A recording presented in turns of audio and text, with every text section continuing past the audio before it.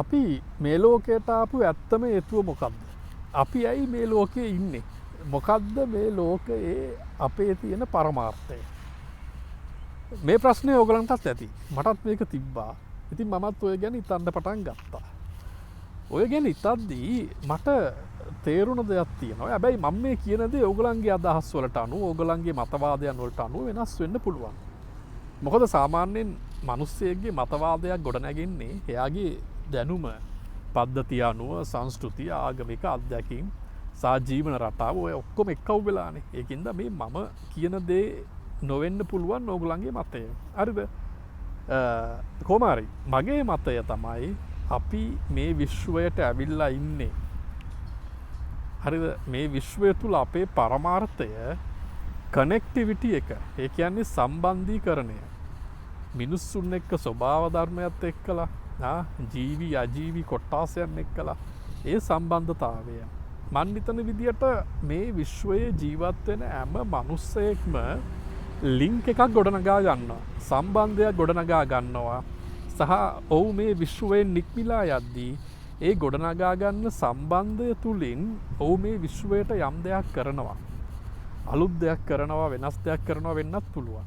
හරිද? කොහොමද අපේ පරමාර්ථය මානව සංහිතියේ මේ විශ්වය තුල තියෙන මූලික පරමාර්ථය විදිහට මම දකින්නේ ඒ සම්බන්ධතාවය.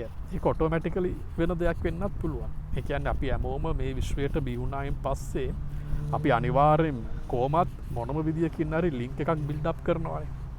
හරිද? එතකොට දැන් ඔය ඕගොල්ලෝ බලන්න උදට හැම ආගමකින්ම කියලා තියෙන්නේ මේ විශ්වයට දයාව, කරුණාව, මෛත්‍රිය පතුරවන්න කියලා. හරිද? එහෙම නොකියපු ආගමක් නැහැනේ. හරි?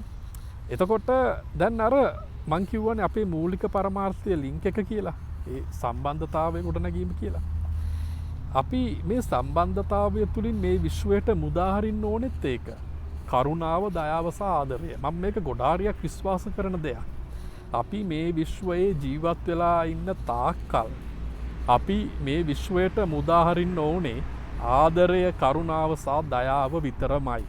එතනින් තොරව වෙන කිසිම දෙයක් අපි මේ විශ්වයට මුදාහරින්න ඕනේ නැහැ. ඒක තමයි අපෙන් මේ විශ්වයට වෙන්න ඕනේ යුතුයකම, වගකීම.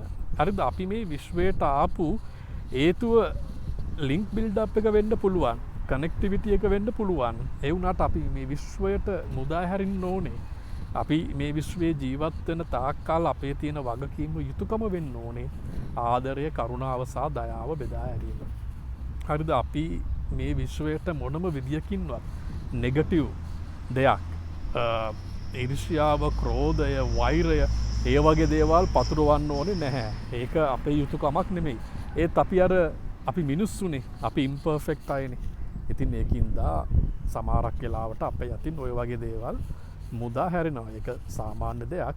හැබැයි අපේ මූලික වගකීම වෙන්නේ මේ විශ්වයට ආදරය, කරුණාව සහ දයාව මුදා හැරීම. ඉස්සර මම ඉස්කෝලේ යන කාලේ මට මතකයි මම ආනන්ද මෛත්‍රී ආමුදුරුවන්ගේ පොතක් කියෙව්වා. හරිද? ඒ පොතේ තිබ්බ හරිම ලස්සන අදහසක්. හැබැයි ඒ කාලේ, ඒ ඉස්කෝලේ යන කාලේ ඔය අදහස මගේ හිතට වැදුනේ මේක ඇත්තටම වෙන්න බැරි දෙයක් විදියට. ඒ කියන්නේ ඒක යථාර්ථවාදී දෙයක් නොවන විදියට තමයි මගේ හිතට වැදුනේ ඒ කාලේ. හරිද? ඒක තමයි, ඒක ඇත්තට මට තවම මතකයි. අද වෙනකන්, මේ මොහොත වෙනකන් මට ඒ ආනන්ද මෛත්‍රී ආමුදුරුව ලියපු වචන කීපේ හොඳට මතකයි. හේතුව ඒක මගේ හිතට වැදුන මාර විදියට. හරි? ඒ තමයි මේ විශ්වය පවතින්නේ මේ විශ්වයට ආදරය මුදාහරින ඉතාමත්ම අතලොස්සක් උණු මිනිස්සු නිසා කියලා. උන්වහන්සේ ලියලා තිබ්බා ඒ විදියට. මේ විශ්වය රඳා පවතින්නේ මේ විශ්වයට ආදරය මුදාහරින අතලොස්සක් වුණු මිනිස්සුන් නිසා කියලා. ඒ කාලේ ඒක මට එච්චර දැනුන්නේ නැති වුණාට අද ආයෙමත් ඇරිලා ඔය වචන පේලිය දිහා බැලුවම මට හිතෙන්නේ මේක නම් පට්ටම අදහසක් කියලා. ඇත්තට මේක තමයි යථාර්ථය. ඒ කියන්නේ මේ විශ්වයේ රඳා පවතින්නේ ආදරය, කරුණාව සහ දයාව මත. මේ විශ්වය රඳා පවතින්නේ ආදරය, කරුණාව සහ දයාව විශ්වයට මුදාහරින මිනිස්සු නිසා. හරිද? ඒක නිසා අපේ පරමාර්ථය, අපේ පරම යුතුකම වගකීම මේ විශ්වයට ඒ වගේ ධනවාදී දේවල් මුදාරණ එක. අපි අර ඉම්පර්ෆෙක්ටින්දා අපි සර්ව සම්පූර්ණ මිනිස්සු නොවනින්දා අපේ අතින් වැරදි වෙනවා ඒක ඇත්ත.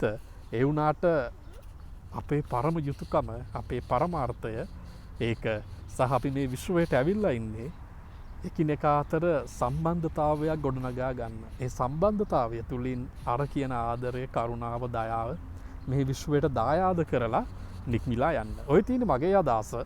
ඔයගලන්ගේ අදහස වෙනස් වෙන්න පුළුවන්. එහෙම වෙනස් අදහස් තියෙන අය කරුණා කරලා කමෙන්ට් එකක් හරි දාලා යන්න අපි කතා කරමු. මේක ඇත්තටම හරි ලස්සන මාතෘකාවක්. මම පුද්ගලිකව හරි කැමතියි මේ වගේ ස්පිරිචුවල් මාතෘකාවලට මම ගොඩාක් හොයාගෙන යනවා ෆලෝ අප් කරනවා. ඔය වගේ අයිඩියාස් ඔලුවට ආවම කොහොම හරි ඔයගලන්ගේ අදහසත් කියන්න අපි කතා කරමු. සුබ දවසක්.